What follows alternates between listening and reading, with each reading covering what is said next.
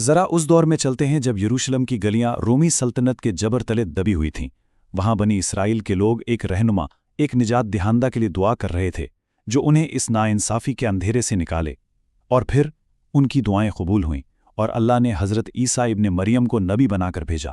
لیکن یہیں سے ایک ایسی داستان کا آغاز ہوتا ہے جسے شاید تاریخ کا سب سے بڑا فریب کہا جا سکتا ہے۔ اور یہی اس کہانی کا سب سے بڑا سوال ہے۔ ایک نبی کو سولی پر چڑھانے کی سازش کے بارے میں تو سب جانتے ہیں، لیکن اصل ماخذ ہمیں ایک بالکل مختلف نتیجے پر غور کرنے کی دعوت دیتا ہے، ایک ایسا نتیجہ جہاں انسانی منصوبے پر خدائی مداخلت غالب آ گئی۔ تو چلیے اس داستان کی گہرائی میں اترتے ہیں۔ یہ صرف کوئی تاریخی واقعہ نہیں ہے، بلکہ ایک ایسے زبردست فریب کی کہانی ہے جہاں جو ہوتا ہوا نظر آیا وہ حقیقت میں ہوا ہی نہیں تھا۔ یہ واقعہ اپنے پیچھے دو بنیادی سوال چھوڑ جاتا ہے جن کا جواب ہم اس تجزیے میں تلاش کریں گے۔ پہلا، اگر حضرت عیسیٰ کو پکڑا ہی نہیں گیا تو وہ کہاں گئے؟ اور دوسرا، اگر وہ نہیں تھے تو پھر وہ کون تھا جسے صلیب پر چڑھایا گیا؟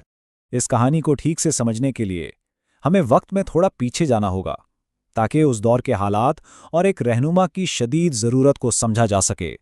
یروشلم، وہ شہر جہاں کبھی انبیاء کی صدائیں گونجتی تھیں، اب وہاں رومی پرچم لہرا رہے تھے۔ بنی اسرائیل رومی سلطنت کی غلامی میں سانس تو لے رہے تھے، لیکن جینا ان کے اختیار میں نہیں تھا۔ حال یہ تھا کہ انصاف مہنگا اور حق بات کہنا ایک سنگین جرم بن چکا تھا۔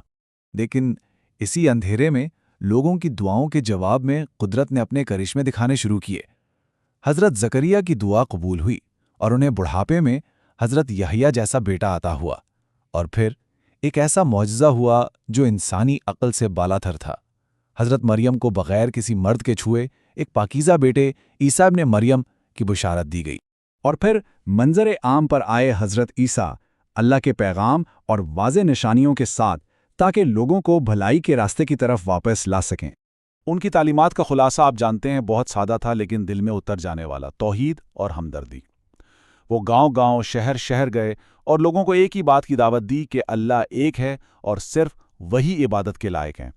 اور اپنے پیغام کی سچائی کو ثابت کرنے کے لیے اللہ کے حکم سے ان کے ہاتھوں سے ایسے ایسے معجزے ظاہر ہوئے کہ جب انہوں نے مٹی سے پرندے بنا کر انہیں زندہ کیا، پیدائشی نابیناؤں کو بینائی دی اور یہاں تک کہ مردوں کو زندہ کر دکھایا، تو عام لوگ جوک درجوک اللہ کے دین کی طرف مائل ہونے لگے۔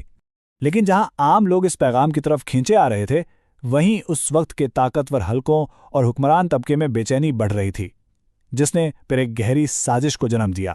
تو یہاں وہ بنیادی ٹکراؤ بالکل صاف نظر آتا ہے۔ ایک طرف انبیاء کا محبت اور انصاف کا پیغام تھا، اور دوسری طرف وقت کے حکمرانوں کو اپنے اقتدار اور اختیار کے ختم ہونے کا خوف تھا۔ روایات کے مطابق شہر کے جو اثر و رسوخ والے لوگ تھے انہوں نے رومی گورنر کو جا کر بھڑکایا، کہا کہ حضرت یحییٰ اور حضرت عیسیٰ تو سیاسی بغاوت کی ترغیب دے رہے ہیں اور خود کو بادشاہ کہتے ہیں، حالانکہ ان کا پیغام خالصتاً روحانی تھا۔ اس مخالفت کا سب سے پہلا نشانہ بنے حضرت یحییٰ۔ انہیں حکمرانوں کے ظلم کے خلاف آواز اٹھانے کی سزا میں گرفتار کر کے شہید کر دیا گیا۔ اس واقعے نے یہ بالکل واضح کر دیا کہ حضرت عیسیٰ کی جان بھی اب شدید خطرے میں ہے۔ اب کہانی اس آخری رات تک آ پہنچتی ہے جہاں انسانی سازش اور خدائی منصوبے کا ٹکراؤ ہونے والا تھا، اور جہاں غداری اور وفاداری کا امتحان بھی ہونا تھا۔ روایات میں آتا ہے کہ حضرت عیسیٰ نے اپنے قریبی ساتھیوں کو جمع کیا اور انہیں ایک ایسی بات بتائی جس نے سب کو ہلا کر رکھ دیا۔ انہوں نے کہا، آج رات تم میں سے کوئی ایک مجھے دشمنوں کے حوالے کر دے گا۔ یہ الفاظ اس طوفان سے پہلے کی خاموشی کے طرح تھے۔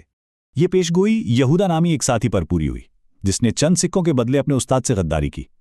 وہ خاموشی سے اٹھا اور کمرے سے نکل گیا، اور یوں غداری نے اپنا کام کر دکھایا۔ لیکن دیکھیے، انسانی سازش کے مقابلے میں اللہ کا وعدہ تھا۔ اپنے پیغمبر سے فرمایا گیا کہ دشمن انہیں کوئی نقصان نہیں پہنچا سکیں گے کیونکہ اللہ انہیں اپنی حفاظت میں لے لے گا۔ یہ وعدہ اس بات کی ضمانت تھا کہ دشمنوں کا منصوبہ کبھی کامیاب نہیں ہو سکتا۔ تو پھر اس رات اصل میں ہوا کیا؟ یہاں سے وہ واقعہ شروع ہوتا ہے جس نے تاریخ کا رخ ہی بدل دیا اور اس معمے کو حل کیا جو ہم نے شروع میں پیش کیا تھا۔ جب سپاہی کمرے میں داخل ہوئے تو ان کا سامنا ایک غیر معمولی منظر سے ہوا۔ روایات کے مطابق حضرت عیسیٰ کو ان کی نظروں کے سامنے زندہ آسمان کی طرف اٹھا لیا گیا۔ جنہیں وہ پکڑنے آئے تھے وہ ان کے ہاتھ سے نکل چکے تھے۔ قرآن اس واقعے کے بارے میں بالکل صاف کہتا ہے کہ اور انہوں نے عیسیٰ کو نہ قتل کیا اور نہ سولی دی، بلکہ معاملہ ان کے لیے مشتبہ بنا دیا گیا۔ اور یہی اس کہانی کا، آپ جانتے ہیں، ایک مرکزی نقطہ ہے۔ تو سوال یہ اٹھتا ہے کہ پھر صلیب پر کون تھا؟